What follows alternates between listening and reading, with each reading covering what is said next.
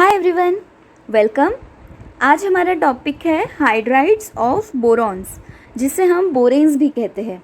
I know video आने में थोड़ा लेट हो गया है, बट स्टिल अभी हम यहाँ से कंटिन्यू करेंगे और अभी फ्रिक्वेंटली वीडियोस आएगी।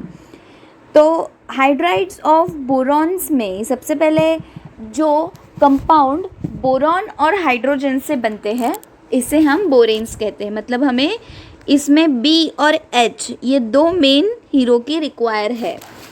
अभी देखो, जब कार्बन इसमें प्रेजेंट होगा, इन दोनों के साथ अगर इसमें कार्बन प्रेजेंट है तो इसको हम कहेंगे कार्बोरेन्स। लेकिन आज हमारा टॉपिक ऑफ इंटरेस्ट है बोरेन्स।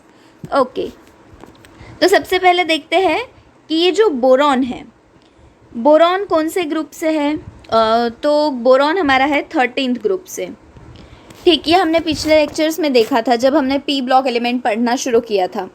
ठीक, अभी ये बोरॉन 13 ग्रुप एलिमेंट का सीधा डायरेक्टली हाइड्रोजन से बॉन्ड करता है और बहुत सारे बोरॉन हाइड्राइड्स वो बनाता है। अभी ये जो बोरॉन हाइड्राइड्स होते हैं, ये कोवैलेंट कंपाउंड होते हैं, जिसे हम बोरेन्स कहते हैं। जो बोरॉन हाइड्राइड्स बोरॉन और हाइड्रोजन बनाते हैं, इसको हम बोरेन्स कहते हैं। तो अभी इसमें देखने वाली बात ये है कि जो ये बोरॉन हाइड्राइड्स या हमारे बोरेन्स होते हैं, ये इलेक्ट्रॉन डेफिशिएंट कंपाउंड होते हैं। These are electron deficient compound. ये हम आगे देखेंगे कि क्यों इसको इलेक्ट्रॉन डेफिशिएंट कंपाउंड की बोला गया है। सबसे पहले तो ये समझ लो कि ये बोरेन्स जो है वो कितने टाइप के बनते हैं। बहुत से टाइप के बोरेन्स हम देखते हैं, लेकिन आज हमको डाई बोरेन पर ज़्यादा फोकस करना है। आप देख लो कि एक सुपर क्लोजो होता है, एक हाइप मैं यहाँ पर लिख देती हूँ, सुपर क्लोजो, हाइपर क्लोजो, क्लोजो, नीडो, एरेक्नो, ऐसे अलग अलग टाइप के बोरेन आप देख सकते हो। अभी ये सुपर क्लोजो, हाइपर क्लोजो, क्लोजो, नीडो, एरेक्नो ये कैसे आया? तो इसमें इसका जनरल फॉर्मूला भी मैं आपको बता दूं।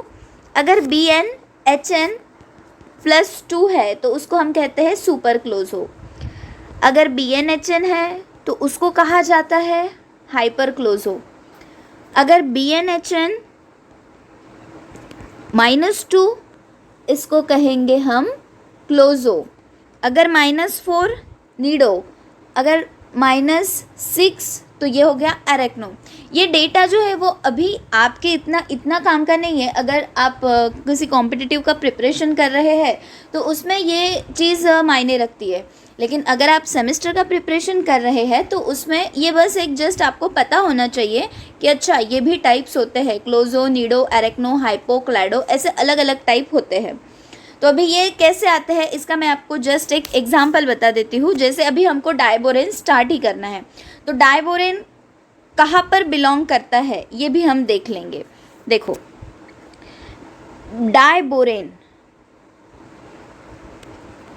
डाइबोरेन का फॉर्मूला होता है B2H6। अभी ये जो B2H6 है, इसको अगर हमने BnHn के फॉर्म में लिखना चाहा तो हम क्या लिख सकते हैं? B2H2, और इसके साथ में एक्स्ट्रा हाइड्रोजन कितने हैं? 4। तो इसको हमको लिखना पड़ेगा 4-, मतलब ये नीडो में आएगा, है ना। अभी मुझे एक बात बताइए कि ये जो B2H6 है हमारा, ये B2H6 का स्ट्रक्चर, मतलब कि B2H6 का इलेक्ट्रॉन स्ट्रक्चर हम पढ़ेंगे तो इसको हमने पहले ही बोला है कि ये इलेक्ट्रॉन डेफिशिएंट स्पीशीज़ है। तो ये किस प्रकार से इलेक्ट्रॉन डेफिशिएंट स्पीशीज़ है ये हमको देखना है। तो अभी आप सबसे पहले अपने नोट्स में अगर लिख रहे हैं तो आप लिखोगे structure and bonding in diborane. अभी structure and bonding in diborane मतलब कि अगर हमको ये कैसे दिखता है ये देखना रहा तो सिंपल में मैं आपको बता दूं, ये ऐसे दिखता है। हमारा B2H6 है ना, B2H6 में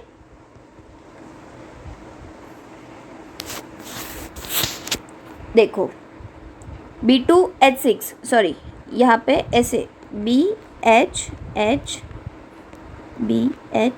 और टर्मिनल पे 2, ऐसा B2H6 होता है। ये हमारा हो गया डाइबोरेन का स्ट्रक्चर। अभी इसको इलेक्ट्रॉन डेफिशिएंट क्यों बोला गया? This is our most important topic of interest. अभी यहाँ पर आप देखिए कि बोरॉन के पास कितने इलेक्ट्रॉन होते हैं। बोरॉन मतलब कि एटॉमिक नंबर 5 है, 1s2 2s2 2p1। अभी 2s2 और 2p1 मतलब कि इसके लास्ट शेल में 3 इलेक्ट्रॉन होते हैं। अभी इस बोरॉन के 3 इलेक्ट्रॉन अगर मैं ये बताऊँ 1 2 3, राइट, और अगर इस बोरॉन के 3 इलेक्ट्रॉन मैं ये बताऊँ 1 2 एंड 3, 3 बोरॉन के 3 इलेक्ट्रॉन। हाइड्रोजन के पास एक एक इलेक्ट्रॉन होता है, ये तो हमें अच्छे से पता है। अभी हाइड्रोजन का एक इलेक्ट्रॉन हम इस तरह से बताएंगे, ये एक हाइड्रोजन का इलेक्ट्रॉन, ये एक हाइड्रोजन का इलेक्ट्रॉन, और यहाँ पर हाइड्रोजन के एक एक इलेक्ट्रॉन। अभी यहाँ पर हम देख सकते हैं ये टोटल कितना इलेक्ट्रॉन सिस्टम हुआ। हाइड्रोजन के 1 2 3 4 5 6 इलेक्ट्रॉन हो गए हाइड्रोजन के, ये 3 और ये 3, 6 इलेक्ट्रॉन हो गए हमारे बोरॉन के। मतलब ये हो गया 12 इलेक्ट्रॉन सिस्टम। इसमें कितने इलेक्ट्रॉन हैं? 12 इलेक्ट्रॉन। 12 इलेक्ट्रॉन के साथ साथ इसमें जो इसमें जो बॉन्ड है, ये बॉन्ड वैसे देखा जाए तो पूरे नहीं है। ये टर्मिनल बॉन्ड जो है, ये टर्मिनल प्योर कोवैलेंट बॉन्ड है। मतलब कि यहाँ के बोरॉन और हाइड्रोजन के जो 2 बॉन्ड है, ये दोनों कोवैलेंट है। फिर से यहाँ के जो बॉन्ड है, ये भी कोवैलेंट है। लेकिन जो बीच वाले बॉन्ड है, ये जो दोनों हाइड्रोजन के साथ ये दोनों बोरॉन जो बॉन्ड बना रहे हैं, इसमें थोड़ी गड़बड़ी है। अच्छा, तो ये कैसे गड़बड़ी है? अभी आप देखो, यहाँ पे देखने वाली बात ये है कि ये इलेक्ट्रॉन बोरॉन का है और ये इलेक्ट्रॉन हाइड्रोजन का है। अभी यहाँ पे जो बॉन्ड बनने वाला है, ये बॉन्ड यहाँ पे एक्चुअल कैसे होना चाहिए था, सिस्टम कैसे होना चाहिए, let me change the colour. System कैसे होना चाहिए, यहाँ पे बोरॉन का 1 इलेक्ट्रॉन और यहाँ पे हाइड्रोजन का 1 इलेक्ट्रॉन, ऐसा कुछ सिस्टम होना चाहिए था। लेकिन वो ऐसा नहीं है। यहाँ पे हाइड्रोजन ने 1 इलेक्ट्रॉन दिया है और यहाँ पे बोरॉन ने 1 इलेक्ट्रॉन दिया है। लेकिन ये बोरॉन का इलेक्ट्रॉन इस साइड है, मतलब ऐसे समझो कि इस साइड बोरॉन का इलेक्ट्रॉन है ही नहीं, और यहाँ पे बोरॉन ने 1 इलेक्ट्रॉन दिया है। मतलब कि ये 2 इलेक्ट्रॉन 3 सेंटर को शेयर कर रहे हैं। ये तीनों सेंटर जो है ये 2 इलेक्ट्रॉन में शेयर हो रहे हैं।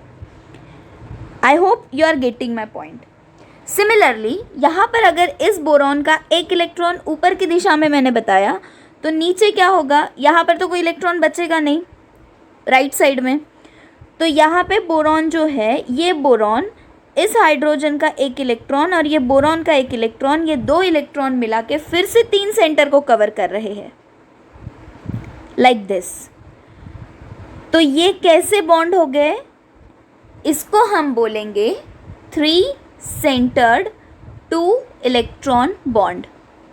मतलब कि ये ऐसे बॉन्ड है कि जिसमें सेंटर तो 3 है, मतलब BHB 3 सेंटर तो है, लेकिन ये तीनों का जो बॉन्ड है आपस में बना हुआ, बोरॉन का हाइड्रोजन से और हाइड्रोजन का फिर से बोरॉन से, तो ये सिर्फ 2 इलेक्ट्रॉन से बना है। अभी ये कैसे बना है? तो ये एक जस्ट फोर्स ऑफ अट्रैक्शन है। मतलब कि आपने रेजोनेंस का कॉन्सेप्ट हम यहाँ पे रिलेट नहीं कर सकते, बट मैं आपको सिर्फ समझाने के लिए बता रही हूँ कि रेजोनेंस में कैसे इलेक्ट्रॉन का डीलोकलाइजेशन होता है, वैसे ही यहाँ पे इलेक्ट्रॉन का डीलोकलाइजेशन होके यहाँ पर बॉन्ड बनता है। ठीक, अभी देखो आपको एक ये भी आया होगा क्वेश्चन कि जैसे लेट मी इरेज दिस, जैसे कि हम इथेन का स्ट्रक्चर निकालते हैं, जैसे हम इथेन का स्ट्रक्चर निकालते हैं CCHHHHH, ये हमारा हो गया C2H6। तो वैसे बोरॉन का क्यों नहीं निकाला, B2H6 वैसा क्यों नहीं निकाला? मतलब हम ऐसे नहीं निकाल सकते क्या? जैसे हमने इथेन का निकाला वैसे बोरेन का नहीं निकाल सकते क्या, डाइबोरेन का? तो ये नहीं निकाल सकते, क्योंकि इसका जो प्रूफ है, ये स्ट्रक्चर हमको ऐसा मिलता नहीं है। इसका जो प्रूफ है ये हमको NMR और रमन स्पेक्ट्रा की जो स्टडीज़ है उसमें अपने को पता चलता है। अब ये NMR और रमन स्पेक्ट्रा की स्टडीज़ क्या होती है? तो ये जैसे कि मैं आपको एक बेसिक बता देती हूँ, एक स्पेक्ट्रोस्कोपी ब्रांच है केमिस्ट्री में, एक बहुत अच्छी ब्रांच है स्पेक्ट्रोस्कोपी। ये स्पेक्ट्रोस्कोपी जो होती है ना, ये पर्टिकुलर मॉलिक्यूल के स्ट्रक्चर या उस मॉलिक्यूल में कौन सा फंक्शनल ग्रुप प्रेजेंट है, ऐसे कुछ कुछ जो फैक्टर्स होते हैं मॉलिक्यूल के, वो समझाने के लिए स्पेक्ट्रोस्कोपी टेक्निक का यूज़ किया जाता है। तो स्पेक्ट्रोस्कोपी बहुत सारी टाइप्स की होती है, जैसे यूवी विजिबल स्पेक्ट्रोस्कोपी होती है, आईआर स्पेक्ट्रोस्कोपी होती है, एनएमआर स्पेक्ट्रोस्कोपी होती है, उसके बाद में रमन स्पेक्ट्रोस्कोपी होती है, वाइब्रेशनल स्पेक्ट्रोस्कोपी होती है सॉरी। तो ऐसी अलग अलग स्पेक्ट्रोस्कोपी की जो टेक्निक है, ये अलग अलग पर्पस के लिए यूज़ की जाती है। तो यहाँ पे जब हम एनएमआर की स्टडी करते हैं, तो एनएमआर मतलब कि अगर मैंने डाइबोरेन को एक टेस्ट ट्यूब में लिया और उसको एनएमआर के इंस्ट्रूमेंट में टेस्ट करने के लिए रख दिया, तो वहाँ पे हमको दो सिग्नल मिलेंगे, दो अलग अलग सिग्नल मिलेंगे। दो किसके दो अलग अलग सिग्नल मिलेंगे? प्रोटॉन के सिग्नल मिलेंगे। मतलब यहाँ पे जो हमने ये स्ट्रक्चर देखा है इस टाइप का, इसमें ये जो प्रोटॉन है ना, बीच वाले प्रोटॉन और टर्मिनल वाले प्रोटॉन, ये प्रोटॉन अलग अलग टाइप के हैं। ये टर्मिनल वाले प्रोटॉन एक अलग सिग्नल देंगे और जो बीच वाले प्रोटॉन है ये अलग सिग्नल देंगे। मतलब हमको एनएमआर की स्टडीज़ में दो अलग अलग सिग्नल मिलेंगे। Then we can say that कि हाँ, इसका जो स्ट्रक्चर है वो इथेन के जैसा नहीं है, ऐसा है क्योंकि इसमें दो टाइप के प्रोटॉन हमको मिल रहे हैं। और अगर इथेन का हमने लिया, इथेन का देखा, तो इसमें क्या होने वाला है कि all the 6 proton are giving a single signal in NMR spectroscopy. Okay, अभी देखिए थोड़ा सा हम बॉन्ड लेंथ, वैसे तो ये जो आंकड़े ये इतने ज़्यादा इंपॉर्टेंट नहीं होते हैं, बट स्टिल आप लोग थोड़ा देख लीजिए कि इसमें इसका बॉन्ड एंगल और बॉन्ड लेंथ हमको क्या दर्शाता है। तो जो टर्मिनल BHB बॉन्ड है, इनके बीच का बॉन्ड एंगल होता है 121.5 डिग्री, और ये वाला जो है BH bond length 1.33 Armstrong unit, और साथ ही टर्मिनल वाला जो है, मतलब जो ब्रिज वाला है वो 1.33 है, और जो ब्रिज वाला है वो 1.19 आर्मस्ट्रॉन्ग यूनिट है। ठीक है, अभी ये 1.19 आर्मस्ट्रॉन्ग यूनिट और ये 1.33, ऐसा डिफरेंस क्यों? बॉन्ड तो BH ही है, फिर BH बॉन्ड में भी ऐसा डिफरेंस क्यों? तो यहाँ पर जो है उसमें क्या है, मतलब जो हम टर्मिनल पे देख रहे हैं, ये टर्मिनल पे प्योर कोवैलेंट बॉन्ड है, और जो ये बीच वाला है ना, ये बीच वाले इसमें हमने देखा है कि ये डीलोकलाइज्ड इलेक्ट्रॉन है, तो उसके वजह से इसका बॉन्ड लेंथ जो है वो बढ़ जाता है। साथ ही साथ यहाँ पर आप देखो तो ये बॉन्ड एंगल है 82 डिग्री, ये है 97 डिग्री, और ये बोरॉन से ये बोरॉन का, मतलब अगर इसको मैंने B1 बोला, इसको मैंने B2 बोला, तो बोरॉन टू बोरॉन का डिस्टेंस आएगा 1.77 आर्मस्ट्रॉन्ग यूनिट। ठीक, तो ये एक बुक का डेटा है, आपको ये किसी भी बुक में इजीली मिल जाएगा इनऑर्गेनिक के। तो ये बस जस्ट देखने जैसा है, इसमें कुछ ऐसे कॉन्सेप्चुअल बात नहीं है। इम्पॉर्टेंट चीज़ क्या है कि भाई इसका ब्रिज स्ट्रक्चर है, ये हमको कैसे प्रूफ होता है? तो एक मैंने आपको बताया कि इसका एनएमआर का स्टडी हमको दो पिक्स दिखाता है, मतलब कि हम कह सकते हैं कि जी हाँ, ये ब्रिज स्ट्रक्चर है, इथेन के जैसा स्ट्रक्चर नहीं है। एक हमने एनएमआर का स्टडी देखा, साथ में अगर कि हमने मिथाइलेशन किया मतलब क्या किया? मीथेन डाला डाइबोरेन में मीथेन डालने के बाद मीन्स देखो मैं आपको बताती हूँ, B2H6 में अगर हमने मीथेन डाला इन पर्टिकुलर कंडीशन, रिक्वायर्ड कंडीशंस, जो भी कंडीशंस लगेंगी, तो इसमें क्या होने वाला है कि जो B2H6 है वो B2H6 के टर्मिनल जो है वो टर्मिनल हाइड्रोजन CH3 से रिप्लेस होंगे और बीच वाले नहीं होंगे। क्यों? क्योंकि बीच वाले जो है, ये बीच वाले बहुत ज़्यादा स्ट्रॉन्ग बनाते हैं। आप कभी भी एक चीज़ केमिस्ट्री में ध्यान रखो कि जो डीलोकलाइज्ड इलेक्ट्रॉन वाले एलिमेंट्स होते हैं वो जल्दी अपने इलेक्ट्रॉन या जल्दी रिएक्शन नहीं देते, वो ज़्यादा स्टेबल होते हैं।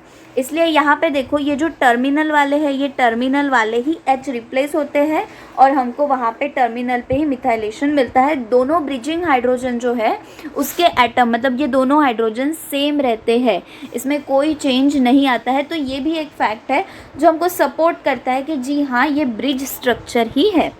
साथ ही हम थोड़ा सा ये देख ले कि इसके मॉलिक्यूलर ऑर्बिटल थ्योरी क्या कहती है, मतलब जो हमने डाइबोरेन देखा है इसका ज़रा हाइब्रिडाइजेशन देख ले। हमने ये तो देख लिया है कि ये 3 सेंटर 2 इलेक्ट्रॉन बॉन्ड होता है ना। अभी हम अगर इसका एटॉमिक इलेक्ट्रॉनिक कॉन्फ़िगरेशन देखें, ये बोरॉन एटम है, इसका ग्राउंड स्टेट इलेक्ट्रॉनिक कॉन्फ़िगरेशन हमें पता है 2s2 2p1। तो 2p1 में हम कैसे लिख सकते हैं 2px1 2py0 2pz0। अभी देखो इसको अगर मैं ऐसे डायग्रामेटिक फॉर्म में लिखाऊं 2s 2p,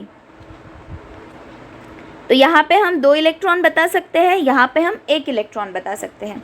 अभी अगर एक्साइटेड स्टेट में इसको बताया तो ये इलेक्ट्रॉन यहाँ पर जंप करेगा और हम कैसे बता सकते हैं 1 2 एंड 3। ये इस तरह से हमारे 3 इलेक्ट्रॉन जो है वो बोरॉन के तैयार हो गए। ठीक है, अभी इस बोरॉन के तीनों इलेक्ट्रॉन के साथ में हमें हाइड्रोजन का बॉन्डिंग करवाना है। अभी वो किस तरह से होगा देखिए, यहाँ पे हम देख रहे हैं sp3 s और p ऑर्बिटल। अभी यहाँ पे 3 इलेक्ट्रॉन, यहाँ पे सिंगल इलेक्ट्रॉन हमने देख लिए। अभी जो 3 इलेक्ट्रॉन हैं वो तीनों इलेक्ट्रॉन यहाँ पे हाइड्रोजन के आने वाले हैं। ठीक है, अभी यहाँ पे सेकेंडली ये Ha इलेक्ट्रॉन हो गए और यहाँ पे सेकेंडली अगर मैंने ये B1 ले लिया और B2 में अगर इसको S और P को इस तरह से हमने दिखाया कि यहाँ का जो इलेक्ट्रॉन है ये इलेक्ट्रॉन यहाँ पर जंप हो गए, क्योंकि देखो इलेक्ट्रॉन अगर ऑर्बिटल अगर वैकेंट है तो इलेक्ट्रॉन किसी भी तरह से आना जाना कर सकते हैं अगर उसके पास जगह है तो। हाँ, अगर उसका स्पिन चेंज हो गया तो वो स्पिन चेंज करने के बाद में वो भले ही नहीं आना जाना कर सकता, लेकिन जब तक स्पिन सेम है और वहाँ पर वैकेंट इलेक्ट्रॉन का ऑर्बिटल है तब तक वहाँ पे जगह अगर है तो वो इलेक्ट्रॉन जंप कर सकता है। ठीक है, अभी यहाँ पे क्या होने वाला है 3 हाइड्रोजन इस तरह से आने वाले हैं। 3 हाइड्रोजन इस तरह से आएंगे तो यहाँ पे ये हमें वह ऑर्बिटल वैकेंट दिख रहा है, यहाँ पे ये ऑर्बिटल वैकेंट दिख रहा है। तो हमने दोनों वैकेंट ऑर्बिटल जो है वो देखे हैं कि B1 में भी एक वैकेंट ऑर्बिटल है, B2 में भी एक वैकेंट ऑर्बिटल है। और जो हमने स्ट्रक्चर देखा था वहाँ पर भी हमने यही देखा था कि बोरॉन जो है या तो वो नीचे के हाइड्रोजन के साथ बॉन्ड बना रहा है या तो वो ऊपर के हाइड्रोजन के साथ बॉन्ड बना रहा है और एक साइड जो है हमारी वैकेंट रह रही है। तो ये वैकेंट वाली साइड जो है वो ये है। तो हमने क्या देखा कि जो बोरॉन है वो sp3 हाइब्रिडाइजेशन देता है, स्टिल वो इलेक्ट्रॉन डिफिशिएंट स्पीशीज़ कहलाता है। जो 3 सेंटर 2 इलेक्ट्रॉन बॉन्ड हमने देखा उसको हम बनाना बॉन्ड भी कहते हैं। अभी मैं आपको थोड़ा सा इसका जो हमारा ब्रिज स्ट्रक्चर है इसको अगर मैं ऑर्बिटल फॉर्म में आपको थोड़ा ड्रॉ करके बताऊँ तो ये हो गया हमारा B1, ये हो गया हमारा B2। अभी यहाँ पे मैं थोड़ा कलर चेंज करके आपको बताती हूँ। ये जो तीनों ऑर्बिटल है ये बोरॉन के फील्ड ऑर्बिटल है और इन्होंने क्या किया है इस हाइड्रोजन के साथ में बॉन्ड बनाया है। अभी ये जो सेकंड वाला बोरॉन है ये सेकंड वाले बोरॉन के ये तीनों ऑर्बिटल जो है ये फुलफिल्ड है और इन्होंने क्या किया है, ये 3 नहीं, यहाँ पे 2 होने चाहिए, एक्सट्रीमली सॉरी, ये दोनों फुलफिल्ड है और ये वाला भी फुलफिल्ड है। यहाँ पे देखो टर्मिनल आने वाला है। धीरे धीरे चीज़ों को समझते चलो, आपको भी ऐसा लग रहा होगा कि मैम ये क्या ही बता रही है, लेकिन धीरे धीरे समझो। ये ऑर्बिटल जो ग्रीन वाले ऑर्बिटल है ना बोरॉन के ये फुलफिल है। अभी इन्होंने यहाँ पे ये टर्मिनल वाले जो ग्रीन वाले राउंड है ये टर्मिनल है, इन्होंने इसके साथ बॉन्ड बनाया है। अभी यहाँ पे लेट मी शो यू, ये जो ऑरेंज कलर से मैंने बताए हैं ये ऑरेंज कलर वाले जो है वो वैकेंट ऑर्बिटल है बोरॉन के। ये वैकेंट ऑर्बिटल ने यहाँ पे ब्रिजिंग किया है। ठीक है, अभी ये बोरॉन का ये इलेक्ट्रॉन, यहाँ पे हाइड्रोजन का इलेक्ट्रॉन इस साइड और यहाँ पे भी हाइड्रोजन का इलेक्ट्रॉन इस साइड। तो ये 3 सेंटर 2 इलेक्ट्रॉन, मतलब ये वाला बोरॉन और ये वाला हाइड्रोजन का इलेक्ट्रॉन, इन्होंने ये 3 सेंटर कवर किए हैं। This is showing like banana bond. इसको हम, ये जो 3 सेंटर 2 इलेक्ट्रॉन बॉन्ड है, इसको कहते हैं बनाना बॉन्ड। और यहाँ पर भी ये एक इलेक्ट्रॉन, ये एक इलेक्ट्रॉन, और यहाँ पे तो वैकेंट है क्योंकि इस बोरॉन ने ऊपर के साइड में इलेक्ट्रॉन दिया है। तो ये भी जो बॉन्ड बनेगा ये भी हो गया हमारा बनाना बॉन्ड। तो इस तरह से ये जो ब्रिज स्ट्रक्चर है, ये ब्रिज स्ट्रक्चर हमको समझ आता है कि ओके, ये डाइबोरेन का स्ट्रक्चर को हम बनाना बॉन्ड क्यों कहते हैं, मतलब जो टर्मिनल है उसको बनाना बॉन्ड क्यों कहते हैं, इसको 3 सेंटर 2 इलेक्ट्रॉन सिस्टम ही क्यों कहते हैं, इसमें sp3 हाइब्रिडाइजेशन ही क्यों होता है ना। अभी एक इसमें एक लास्ट चीज़ है, methods of preparation of diborane. तो डाइबोरेन जो है वो 3 स्टेप से प्रिपेयर किया जाता है। हम एक एक स्टेप देखेंगे। पहली स्टेप है फ्रॉम BCl3। अभी BCl3 को हम यूज़ करेंगे तो इसमें रिडक्शन रिएक्शन होगी। Let me show you. अगर 2 अमाउंट ऑफ BCl3 को हमने BCl3 में हमने हाइड्रोजन गैस पास करवाया तो हमको मिलेगा B2H5Cl और साथ में हमारा निकलेगा HCl। ओके, अभी ये जो B2H5Cl हमको यहाँ पे मिला है, हमने क्या किया, BCl3 लिया, BCl3 में हमने हाइड्रोजन गैस पास करवाया, हाइड्रोजन गैस पास करवाने पर हमको B2H5Cl मिला। अभी इस B2H5Cl को, शायद मैं रिएक्शन बैलेंस तो लिख ही रही हूँ, अगर थोड़ी गड़बड़ी होगी तो संभाल लेना। B2H5Cl से हमको मिलने वाला है B2H6 और साथ में BCl3। जो हमने BCl3 यूज़ किया था वो हमको हमारा वापस मिल गया। यहाँ पे देखो, ये BCl3, आपने अगर इलेक्ट्रोकेमिस्ट्री पढ़ा है तो आपको ये समझ आएगा, अगर नहीं पढ़ा है तो एक बार आप थोड़ा इलेक्ट्रोकेमिस्ट्री का बेसिक कॉन्सेप्ट्स पढ़ के आओ, तब आपको ये मैंने कैसे कट किया है वो समझ आ जाएगा। यहाँ पे BCl3 प्लस H2 गैस, साथ में हमको मिल रहा है B2H6 और BCl3। यहाँ पे BCl3 भी कट हो गया प्लस HCl, ये वाला जो HCl है ना ये। तो इसको, मतलब ये जो हमने 2 स्टेप में रिएक्शन किया, इसको ओवरऑल अगर मुझे एक स्टेप में लिखना है तो मैं कैसे लिखूँगी, BCl3, ये बैलेंस करके लिखती हूँ मैं, BCl3 में हाइड्रोजन गैस पास करवाया तो हमको सीधा सीधा मिलेगा B2H6 और HCl। लेकिन ये ऐसी डायरेक्ट हुई रिएक्शन नहीं है, उसमें वो 2 रिएक्शन हुई थी। इसमें आपको पर्टिकुलर अमाउंट ऑफ प्रेशर भी देना पड़ेगा, जिसको 5.10 atm प्रेशर इसमें बुक्स में मेंशन किया गया है। तो ये एक मेथड ऑफ प्रिपरेशन हो गई फ्रॉम BCl3। अभी एक सेकेंड मेथड ऑफ प्रिपरेशन है फ्रॉम NaBH4। तो ये क्या है, ये बहुत ही सिंपल मेथड है। हमने NaBH4 लिया है, ये एक रिड्यूसिंग एजेंट है। ये हमने जो देखा है, हमने BCl3 भी देखा, ये भी, इसमें भी रिडक्शन हुआ है। NaBH4 वैसे है, जब रिएजेंट बोल के यूज़ करते हैं तो ये एक रिड्यूसिंग एजेंट तरीके से यूज़ होता है हमारे ऑर्गेनिक केमिस्ट्री में। लेकिन यहाँ पे इसका रोल जो है ये B2H6 बनाना है। तो NaBH4 को अगर हमने H2SO4 एसिड, मतलब सल्फ्यूरिक एसिड के साथ में ट्रीट करवाया तो हमको मिलेगा B2H6 प्लस Na2SO4, साथ में हमको मिलेगा हाइड्रोजन की फ्यूम्स 2H2। तो ये सेकेंड मेथड ऑफ प्रिपरेशन हो गई। थर्ड मेथड ऑफ प्रिपरेशन और एक है, वो भी हम देख लेते हैं, B2O3। ये जो B2O3 है, इसमें हमको एल्यूमिनियम लेना पड़ेगा और साथ में हाइड्रोजन गैस पास करवाना पड़ेगा इन प्रेजेंस ऑफ AlCl3। इसको हाई टेम्परेचर, इस रिएक्शन को आप ध्यान रखें कि हाई टेम्परेचर और प्रेशर की ज़रूरत होती है और हमको मिलेगा एज अ प्रोडक्ट B2H6 और साथ में Al2O3। तो इस तरह से, मतलब हमने कौन सी मेथड देखी, एक BCl3 देखा, एक NaBH4 देखा और साथ में हमने लास्ट में देखा B2O3। इस 3 मेथड से हमको B2H6 मतलब हमारा डाइबोरेन जो है वो बनाते आता है। अभी थोड़ी प्रॉपर्टीज़ अगर हम देख लें, ये हमारा आज के वीडियो का लास्ट पॉइंट है। What are the properties what are the properties of diborane. ये बेसिकली हमारी केमिकल प्रॉपर्टीज़ है, फिजिकल प्रॉपर्टीज़ हमारी इतनी इंपॉर्टेंट नहीं है, बट केमिकल प्रॉपर्टीज़ बहुत इंपॉर्टेंट है। अगर हमने B2H6 को हीट किया मतलब किसी बीकर में आपने B2H6 ले लिया, तो क्या होने वाला है, B2H6 को 100 डिग्री सेल्सियस पे हीट करने पर हमको B4H10 मिलेगा। मतलब कि वो जो है उसका B4H10 like that B5H9, B5H11, ऐसे जो बोरॉन के फर्दर स्पीशीज़ है ये हमको मिलेगा। We can say that it is stable at low temperature in absence of moisture. जब हमारे पास मॉइस्चर नहीं है तो लो टेम्परेचर पे भी हमारा B2H6 जो है वो स्टेबल होता है, और 100 डिग्री सेल्सियस पर उसका डिकम्पोजिशन हो जाता है हमारे हायर बोरेंस में।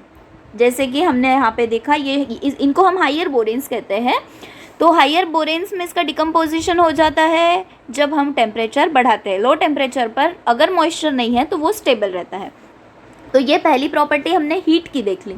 अभी हम सेकेंड प्रॉपर्टी इसमें देखेंगे वाटर की, कि पहले तो हमने ऐसा देखा कि B2H6 को हीट किया तो क्या होने वाला है, वो या तो वो लो टेम्परेचर पर स्टेबल है, और नहीं तो अगर टेम्परेचर बढ़ा दिया तो क्या होने वाला है, वो डिकम्पोज होने वाला है हायर बोरेन में। अगर वाटर के साथ ट्रीट करवाया तो हम ऐसे कह सकते हैं कि it is radially decompose by water into boric acid and hydrogen. जो बोरिक एसिड हम हमारे घर के चावल है उसको लगाने के लिए यूज़ करते हैं, जो डब्बा हमारे यहाँ पे बोरिक एसिड का आता है, तो वो सीधा B2H6 को अगर मैंने पानी से ट्रीट कर दिया, उसमें पानी डाला, तो हमको boric acid H3BO3 with H2 gas ये हमको मिलने वाला है। तो सीधा क्या है, जब वाटर के साथ डाइबोरेन को ट्रीट करेंगे हमको बोरिक एसिड मिलेगा। और इसका एक लास्ट इम्पॉर्टेंट केमिकल प्रॉपर्टी हम देख लेंगे, अल्कली के साथ क्या है। अगर किसी अल्कली के साथ, अल्कली मतलब बेस, अगर B2H6 को हमने किसी बेस के साथ अगर KOH लिया, KOH के साथ ट्रीट किया, साथ में थोड़ा वाटर है, तो हमको मिलेगा KBO2 + 6H2। We can say that even it is also decomposing with using aqueous alkali। यहाँ पर हमने H2O लिया है, मतलब ये जो अल्कली, ये जो बेस हमने लिया है ये एक्वियस लिया है। तो इसको हम ऐसे कह सकते हैं कि ये मेटाबोरेट्स में डिकम्पोज हो जाएगा विथ इवेल्युएशन ऑफ हाइड्रोजन। तो इस तरह से जो हमारे अल्कली जो हमारे डाइबोरेन है, इनकी ये केमिकल प्रॉपर्टीज़ है। और एक आप ये भी कह सकते हैं कि ये डाइबोरेन जो है ये एक पावरफुल रिड्यूसिंग एजेंट है। अरे एक प्रॉपर्टी रह गई, ऑक्सीजन। अगर ये तो बहुत इंपॉर्टेंट प्रॉपर्टी है, अगर ऑक्सीजन के साथ इस डाइबोरेन का हमने रिएक्शन करवाया, ऑक्सीजन गैस अगर हमने उसके साथ पास करवाया, तो क्या होने वाला है, देखिए B2H6 प्लस ऑक्सीजन हमको मिलेगा B2O3 plus 3H2O plus 480 kilo calorie energy. Exothermic reaction है, ये होती है एक्सोथर्मिक रिएक्शन। हम इसको कह सकते हैं कि ये बहुत जल्दी बर्न हो जाता है। मतलब अगर डाइबोरेन को हमने ऑक्सीजन के साथ ट्रीट किया तो बहुत जल्दी ये बर्न हो जाता है, और बहुत सारा अमाउंट ऑफ 480 किलो कैलोरी, इतना हीट वो लिबरेट करता है। So we can say that कि डाइबोरेन जो है ये एक बहुत बड़ा पावरफुल रॉकेट फ्यूल भी है। तो डाइबोरेन हमारा एक पावरफुल रिड्यूसिंग एजेंट भी है। रिड्यूसिंग एजेंट मतलब क्या, हमने हमारे पहले वीडियो सीरीज़ में देखा है। रिड्यूसिंग एजेंट मतलब वो दूसरे का रिडक्शन करवाएगा, खुद का ऑक्सीडेशन करवाएगा। खुद का ऑक्सीडेशन करवाएगा मतलब वो खुद के पास से इलेक्ट्रॉन लॉस करके वो दूसरे को देगा, एंड वो सामने वाला जो है उसका रिडक्शन करवाएगा। उसको हम कहते हैं रिड्यूसिंग एजेंट।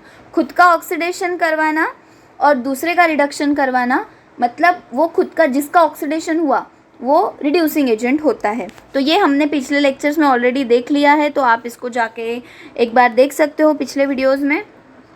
तो इस तरह से हमने आज देखा है बोरेन्स क्या होता है, बोरेन का स्ट्रक्चर कैसा होता है, 3 सेंटर 2 इलेक्ट्रॉन बॉन्ड क्या होता है, 2 सेंटर 2 इलेक्ट्रॉन बॉन्ड क्या होता है। जैसे हमने यहाँ पे BHB बॉन्ड, इसको 3 सेंटर 2 इलेक्ट्रॉन बॉन्ड बोला, वैसे ये वाला जो टर्मिनल कोवैलेंट बॉन्ड है इसको 2 सेंटर 2 इलेक्ट्रॉन, 2 ही सेंटर है, एक हाइड्रोजन सेंटर है, एक बोरॉन सेंटर है, और यहाँ पे 2 ही इलेक्ट्रॉन है, एक हाइड्रोजन का इलेक्ट्रॉन है, एक बोरॉन का इलेक्ट्रॉन है।